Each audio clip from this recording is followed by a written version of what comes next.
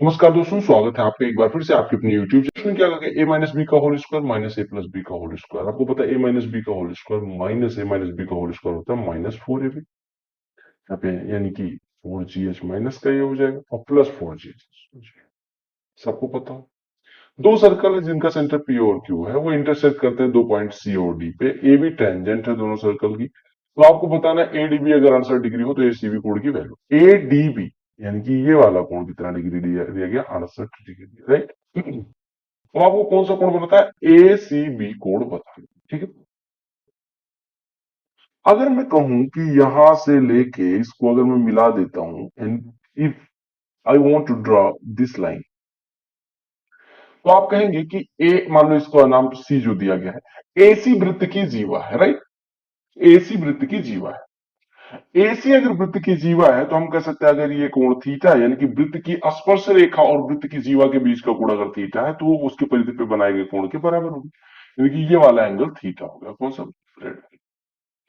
Similarly अगर इस triangle के लिए जिसका सेंटर क्यू है, इसके लिए जीवा सीबी इससे मान लो फाई कोण बनाती है, तो सीबी जीवा और स्पर्श रेखा के बीच में अगर फाई कोण बनता है तो ये वाला कोण यानी ग्रीन वाला कोण ये फाई हो जाएगा। कौन सा? सी डी बी फाई हो जाएगा। Similarly A C A D C theta हो जाएगा। क्यों? क्योंकि मान लो कोई सर्कल है, इसकी कोई स्पर्श रेखा और ये जीवा है, इस वृत्त की जीवा और स्पर्श रेखा के बीच अगर थीटा कोण बनता है तो इस जीवा द्वारा कहीं भी जो कोण बनेगा वो थीटा ही होगा। इस तरह का कुछ कॉन्सेप्ट है, ठीक है। तो हमने कॉन्सेप्ट सीख लिया, अब हम देखते हैं क्या दिया गया। यानी मैंने क्या कहा, मैं एक बार मिटाता हूं इन चीजों को, फिर आपको समझाता हूं। देखो, मैंने कहा, ठीक, मैंने कहा सी से डी को मिला, ठीक। अगर ये कोण थीटा है तो ये वाला कोण थीटा हो जाए, अगर ये कोण फाई है तो ये वाला कोण फाई हो जाए। और आपको पता है कोण थीटा प्लस फाई यानी थीटा प्लस फाई बराबर कितना है, एडीबी। देखो 68 degree, right. Theta plus phi 68 degree. अब आपने क्या कहा, थीटा प्लस फाई 68, अगर ये कोण और ये कोण मिलकर 68 तो ये वाला कितना हो जाएगा, एसीबी। ट्राइंगल एसीबी है, दो कोणों का योग 68, तो तीसरा कोण कितना हो जाएगा, 180 माइनस 68 यानी कि 112 डिग्री। क्लियर? पेरीमीटर दो सिमिलर ट्राइंगल का 26 और 39 अगर एबी बराबर इतना, आपको पता है कि अगर दो ट्राइंगल सिमिलर है तो उनकी करस्पॉन्डिंग साइड्स का रेशियो यानी कि आर एस टी की साइड आर एस और एबीसी की साइड एबीसी, इनकी ट्राइंगल आर एस टी की साइड आर एस का रेशियो अगर हमें निकालना है इससे एबीसी की साइड एबीसी, तो इनके पेरीमीटर के रेशियो के बराबर हो जाएगा। आर एस टी का पेरीमीटर 26, एबीसी का पेरीमीटर 39, एबी बराबर यहाँ पे 24 पुट कर देते हैं। आर एस बटे 24 बराबर 2/3, 3 से 24 घटा 8, आर एस बराबर 16। सिंप्लीफाई करना है, सिंप्लीफाई में कहीं ऑफ दिख नहीं रहा, ये 5 हो गया, 5 गुणे 7 35 माइनस 2 से 16 डिवाइड करेंगे 8 हो जाएगा, प्लस 25 12 37 में से 10 घटेगा 27, 8 35 में से 35 जाएगा जी। ये प्रश्न देखिएगा, कहा गया एक एंगल, एक घड़ी है जिसमें 25 मिनट में बनाए गए कोण की वैल्यू क्या होगी। एक घड़ी में मिनट की सुई द्वारा 25 मिनट में बनाया गया कोण क्या होगा। देखो, अगर आपसे पूछा जाए घंटे और कोई एक टाइम दे दिया जाए, मान लो कहा जाए कि मान लो कह दिया जाए कि 12:30 पे घड़ी के ये आवर एंड और मिनट वाले घंटे मतलब सुई के, मान लो ऐसा कुछ है, ये घंटे वाली सुई है, ये मिनट वाली सुई है, इसके बीच का डिफरेंस अगर पूछा जाए कोण का कितना डिफरेंस होगा, यानी इनके बीच में बना कोण कितना होगा, तो आप कहेंगे ये फॉर्मूला होता है theta is equal to 11/2 into minute की वैल्यू रख देंगे माइनस 30 इंटू एच। मान लो अगर यहाँ पे निकालना था तो 11/2 इंटू मिनट कितना था 30 माइनस ये कितना हो जाता 360, राइट। तो ये कितना हो जाता है, ये कटता 15 हो जाता है, यानी कि 11 गुणे 15 165 माइनस 360 यानी कि कितना हो जाता 165 माइनस 360 यानी कि माइनस का कितना डिग्री हो जाता 195 डिग्री, ठीक है। माइनस का 195 डिग्री मतलब कि 12:30 जब बजेगा तो सुई किस प्रकार से होगी, देखो एक सुई यहाँ पे होगी और एक सुई यहाँ पे कहीं होगी, इस तरह से। तो इनके बीच का कोण कितना हो जाएगा 195 डिग्री, यानी ये वाला कोण 195 डिग्री। माइनस का मतलब ये वाला। क्लियर हो? क्लियर हो गया ना? समझ आ गया, चलो। अब यहाँ पे क्या कहा गया कि angle turn by minute hand in 25 minute. आपको पता है मिनट हैंड अगर 60 मिनट घूमती है तो वो 360 डिग्री का कोण बनाती है, या पाई डिग्री 2 पाई डिग्री का कोण बनाती, 2 पाई रेडियन का कोण बनाती है। अगर 60 मिनट, देखो मिनट की सुई अगर मान लो घड़ी है तो यहाँ से शुरू होती है तो टक टक टक टक टक टक टक करके 360 डिग्री कितनी देर में ट्रेवल करती है, 60 मिनट में। मिनट वाली सुई यानी कि 1 मिनट में कितना ट्रेवल करेगी, 2 पाई/60। तो यहां से पूछेगा 25 मिनट में, तो आप कहेंगे 2 पाई/60 गुणे 25, तो 5 से कटा 5, ये कटा 12, 2 से कटा 6, तो 5 पाई/6 हो गया। अरे 60 मिनट में अगर 2 पाई एंगल तो तो 85 मिनट में कितना हो जाएगा? यहाँ पे देखो, a square plus b square plus c square plus 2ab plus 2bc plus 2c यानी a plus b plus c का होल स्क्वायर यानी 1.5 प्लस 2.5 प्लस 3.5 का ऊपर होल स्क्वायर लिखा है और नीचे इसी से डिवाइड किया गया तो बचेगा कितना? स्क्वायर पावर वाली पावर कट जाएगी तो ये 3 2 5 1 6 और 1.5 7.5 हो जाएगा। तो अगर कल्याण जो है कोल्यान कहने जा रहा था, ठीक है, कल्याण जो है अपनी इनकम का 80% बचा खर्च कर देता है, यानी 100 कमाता 80 खर्च कर देता है, यानी 20 बचता है। अगर इनकम 15% से बढ़ जाए यानी 115 हो जाए, उसका एक्सपेंडिचर 5% से बढ़ जाए यानी कि 80 से 5 बढ़ के 84 बढ़, यानी कि अभी ये कितना बचा? 31। तो बचत कितना बढ़े? 20 से 31 हुई, 11 की वृद्धि 20 पे 55% हो जाएगी। ठीक है, देखिए एक सम है 10,000 का जो लोन राजेश द्वारा लिया जाता है 15% सिंपल इंटरेस्ट पे 2 साल के लिए, बट राजेश जो है एग्रीड टाइम में नहीं पे कर पाता और एक्सटेंशन लेता है 2 और साल। तो लेंडर जो है इंटरेस्ट अमाउंट जो था उसको प्रिंसिपल के लिए कैलकुलेट कर लेता है अगले 2 सालों के लिए सेम इंटरेस्ट पे, तो टोटल अमाउंट 4 साल में कितना पे करेगा? देखो प्रश्न को समझो, मान लो 10,000 रुपए उसने लोन लिया, ठीक है, 2 साल में 15% की रेट से 30% ब्याज देता है, यानी कि अगर 2 साल बाद देने जाता तो 1,13,000 रुपए पे करके आता। ठीक है, आपने कहा यहाँ पे क्या करता है कि 2 साल में वो पे नहीं कर पाता, वो कहता है कि भैया 2 साल की और मोहलत दे दो। तो लेंडर जो उधार देने वाला रहता है वो कहता है मैं 30,000 को मूलधन में शामिल कर ले रहा हूँ, यानी अब आपका मूलधन 1,30,000 हो गया, अब इस पर 2 साल का ब्याज मुझे दे देना, 4 साल बाद मतलब अब के 2 साल बाद आ जाना चुका है। तो 1 लाख सॉरी 13,000 इधर था, 30% इस पे और ब्याज यानी 3900 रुपए का और ब्याज देगा 2 साल बाद, यानी चौथे सालों कितना पे करके आएगा? दूसरे साल के अंत में इतना पे करता, लेकिन 2 साल और 30% की रेट से पे करेगा, 3900 रुपए पे करेगा, टोटल कितना पे करके आएगा? 16,900। सिंपल सी बात है। क्योंकि ये ग्राफ पढ़ो तो ग्राफ जो है मेल और फीमेल वॉलंटियर्स की संख्या दिखाती है अलग अलग शहरों में। तो number of volunteers taken together 40, 30, 70, 25, 95, 35, 130, 130 भी 150, 180, 225 और 25, 250। ताकि ये टेबल पढ़ो और उत्तर दो। टेबल में क्या दिखाया गया? Number of cars produced by 6 different brand, ABCD ये ब्रांड है, अलग अलग सालों में कितनी कार प्रोड्यूस करते हैं उनकी संख्या दिखाई गई। तो आपसे कहा गया which brand production is highest and in which year? इस साल में सबसे हाईएस्ट ब्रांड प्रोडक्शन। देखो अगर देखो 52, 56, 56 से बड़ा कहीं पे दिख रहा है? देखो 56 से बड़ा कहीं दिख रहा है? 56 से बड़ा कहीं दिख रहा हो तो 57, 57 से बड़ा कहीं दिख रहा है डेटा आपको? मेरे हिसाब से नहीं दिखना चाहिए, यानी ई का 2018 में सबसे हाईएस्ट प्रोडक्शन, सबसे बड़ी डिजिट पूछी गई। इसको कैलकुलेट करना था, अगर हम हर बराबर करते तो कौसे के इंटू कौसे के प्लस 1 प्लस कौसे के इंटू कौसे के माइनस 1, यानी आपको बचता कौसे के, अगर कॉमन लेते तो ये बचता कौसे के माइनस 1 एक जगह और दूसरी जगह कौसे के प्लस 1 बचता, और नीचे बचता कौसे के स्क्वायर है माइनस 1 यानी कि कॉट स्क्वायर। सिमिलरली यहाँ पे भी सेक से कॉमन ले लेते तो बचता सेक के प्लस 1 और प्लस सेक के माइनस 1 बटे सेक स्क्वायर माइनस 1 यानी कि 10 स्क्वायर। लेकिन इसका यूनिवर्स दिया गया यानी कि ये एक बटे में ये दिया गया। ठीक है, अब इसको सॉल्व करते हैं, यानी कि 1 1 कट गया तो आपका हो गया कॉसेक स्क्वायर बटे कॉट स्क्वायर है, और ये एक बटे में है यानी कि tan स्क्वायर ये ऊपर आ जाएगा, और बटे में सेक इंटू सेक स्क्वायर है, सेक ए इंटू देखो 1 1 कट गया 2 सेक यानी कि 2 सेक स्क्वायर है, ऐसे यहाँ पे 2 कॉसेक स्क्वायर इन 2 कॉसेक स्क्वायर है बटे कॉट स्क्वायर है और इंटू tan स्क्वायर है बटे 2 सेक स्क्वायर। बस आपका काम हो गया।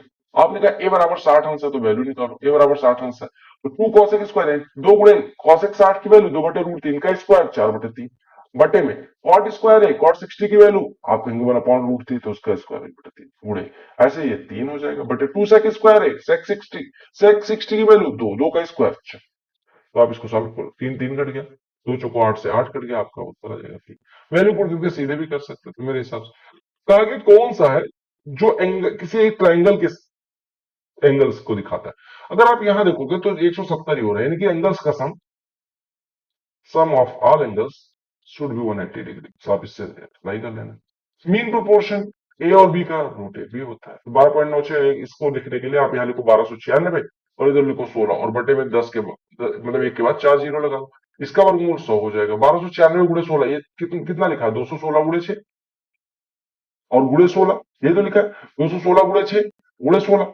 अब आपने कहा अगर मैं ये देखूं तो ये 6 का क्यूब लिखा हुआ है गुणे 6 यानी कि 6 के पावर 4, 6 के पावर 4 का वर्गमूल 36 और गुणे 16 का वर्गमूल 4 यानी 144 बटे 100 यानी कि 1.44 आपका उत्तर हो गया। Area of sector of a circle of radius 12 centimetre form by angle of arc 7 centimetre. देखो एक आर्क है जिसकी लंबाई 7 सेंटीमीटर, ये 7 सेंटीमीटर दिया है। तो आगे इससे जो सेक्टर बन रहा है यानी ये वाले आर्क की लंबाई अगर 7 सेंटीमीटर तो अगर रेडियस 12 सेंटीमीटर हो तो इस एरिया का क्षेत्रफल निकाल। आपको पता है 2 पाई आर अगर परिधि हो तो उससे एरिया बनता है पाई आर स्क्वायर, यानी कि हम कह सकते हैं कि पाई आर से काट दे तो 1 यूनिट से r/2 एरिया का निर्माण होता है। 1 यूनिट अगर चाप की लंबाई हो तो r/2 एरिया बनता है। यहाँ पे कितना है, 12 सेंटीमीटर त्रिज्या है और 7 सेंटीमीटर चाप। अगर 1 से r/2 तो 7 से 7 r बटे दो, r की वैल्यू कितने, 12, यानी 12 × 7 बटे दो, यानी कि 12 से 84 बटे दो 42 हो जाएगा। ये फॉर्मूला याद रखना है कि 1 यूनिट चाप की लंबाई होगी तो उससे बनने वाला है, यानी मान लो ये सर्कल है, इसका इस चाप की लंबाई 1 यूनिट है तो इसकी एरिया हो जाएगा r/2 स्क्वायर यूनिट। 2 पाई पी और क्यू 36 45 में भर सकते हो दोनों एक साथ, आप कहेंगे 36 × 45 बटे 36 धन 45। 9 से काटेंगे इधर, 9 से काटेंगे इधर और 9 से इधर भी कट जाएगा, 4 5 20 मिनट लगेगा। क्या कहा गया, टेबल जो है परसेंटेज डिस्ट्रीब्यूशन दिखाती है पॉपुलेशन की, मेल और फीमेल की, ठीक है। आपको दिया गया परसेंटेज लिटरेट कितने हैं और उसमें लिटरेट में मेल फीमेल का और लिटरेट में मेल फीमेल का रेशियो क्या है वो दिया गया।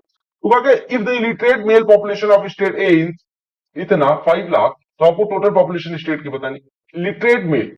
अब देखो आपको पता है कि सी के बारे ए के बारे में बात करी जाए, 55% लोग लिटरेट, 55% लोग लिटरेट, 55% का 5/11 हिस्सा मेल, यानी 5/11 हिस्सा, यानी 55 का 5/11 यानी 25% ऑफ टोटल बन जाए।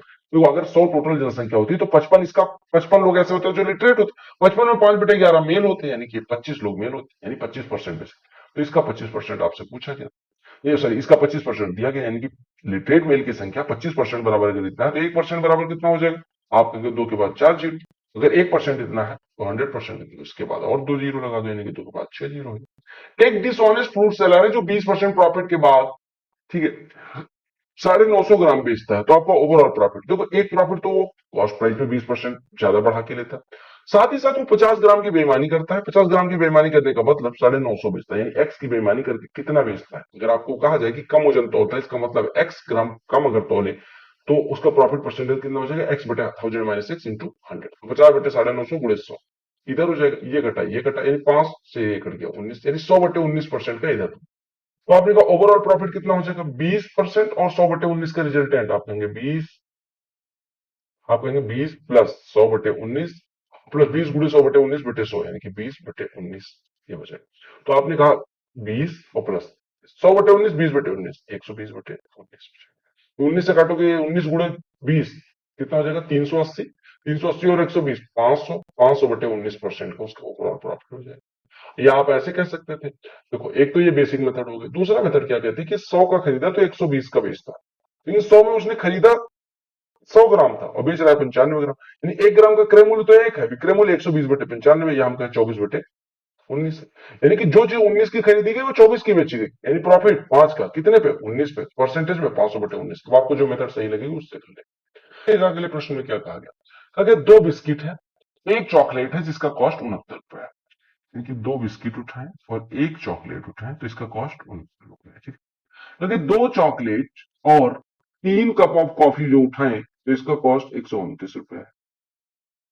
तो यहाँ पे कॉफी लिखना पड़ेगा, कॉफी को मैं क्या लिख दूं, एफ लिख देता हूँ, 3 बराबर 127।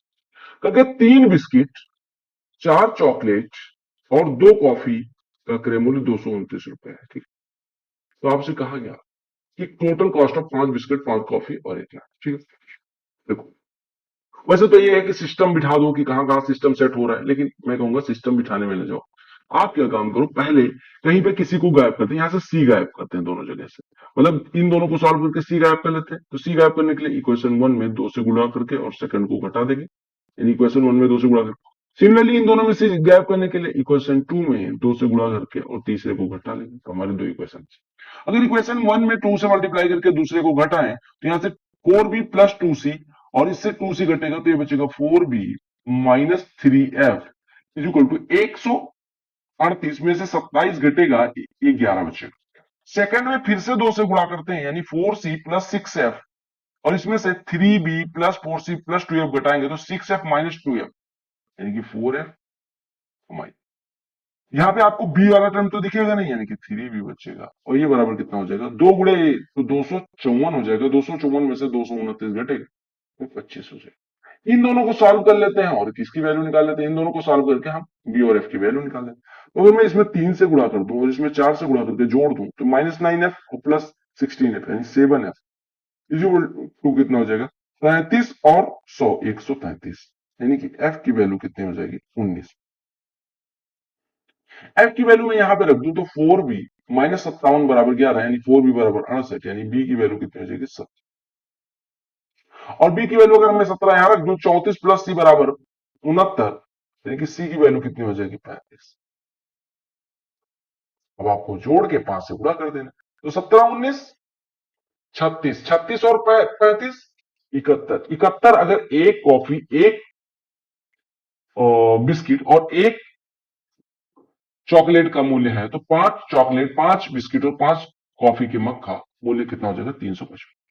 30 स्टूडेंट अपेयर होते हैं, 12 स्टूडेंट का एवरेज 62 है एंड दैट ऑफ रेस्ट यानी कि 18 का एवरेज 72 है। तो पूरे क्लास का एवरेज कितना होगा देखो, हमने कहा इनका रेशियो देखो 6 दूनी 12 6 3 18 दो रेशियो होते हैं।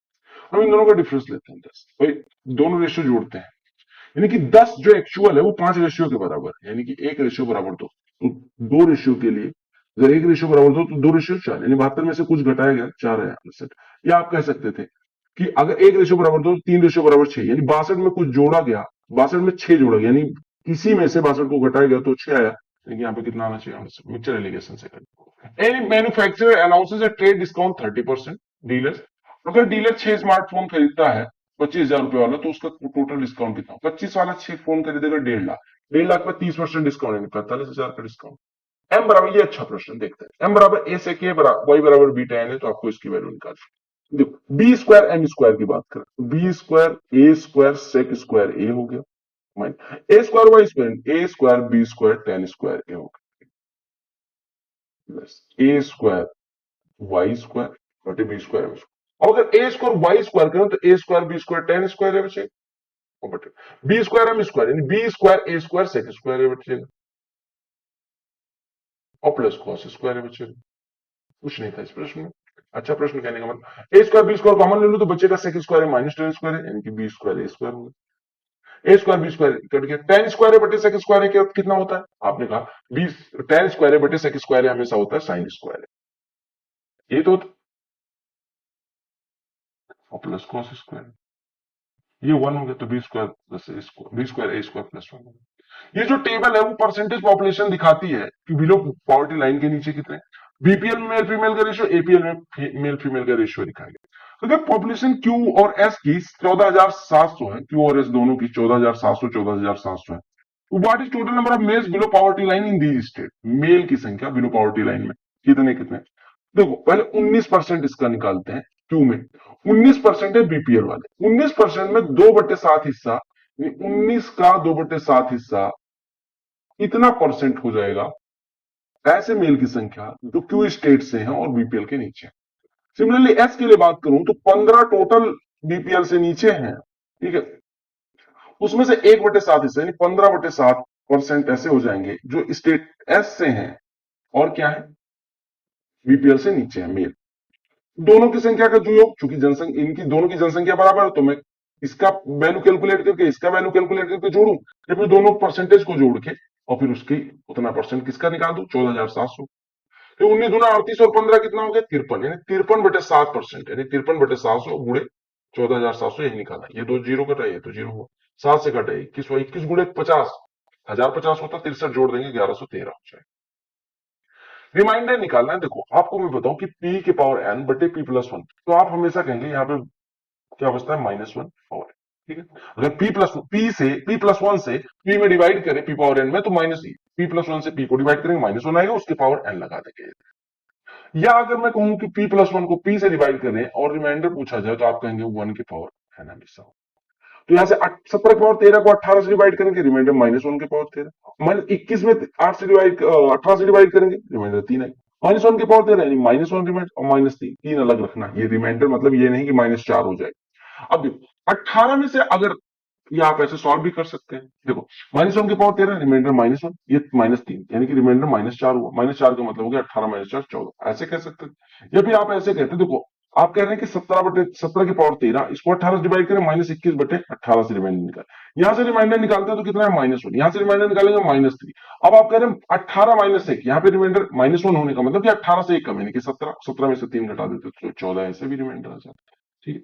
कर्व सरफेस एरिया एक सिलेंडर की दी गई product of its height and radius, देखो कर्व सरफेस एरिया क्या होती है 2 पाई, ये बराबर कितना देगा 800 से 2 पाई कितना हो गया 44/7, तो बटे में 44 इधर आ जाएगा 7 ऊपर।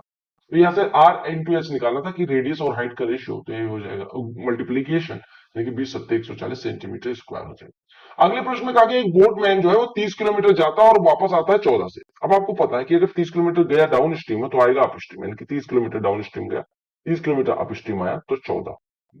अगर वो 10 kilometre with stream, 4 kilometre against stream बराबर समय में तय करे, यानी कि 10 किलोमीटर विद द स्ट्रीम यानी कि डाउन स्ट्रीम जाए, 4 किलोमीटर अप स्ट्रीम जाए, तो उनकी रेशियो बराबर है, यानी कि हम कह सकते हैं डाउन स्ट्रीम और अप स्ट्रीम स्पीड का रेशियो 5:2 है। सिंपल सी बात।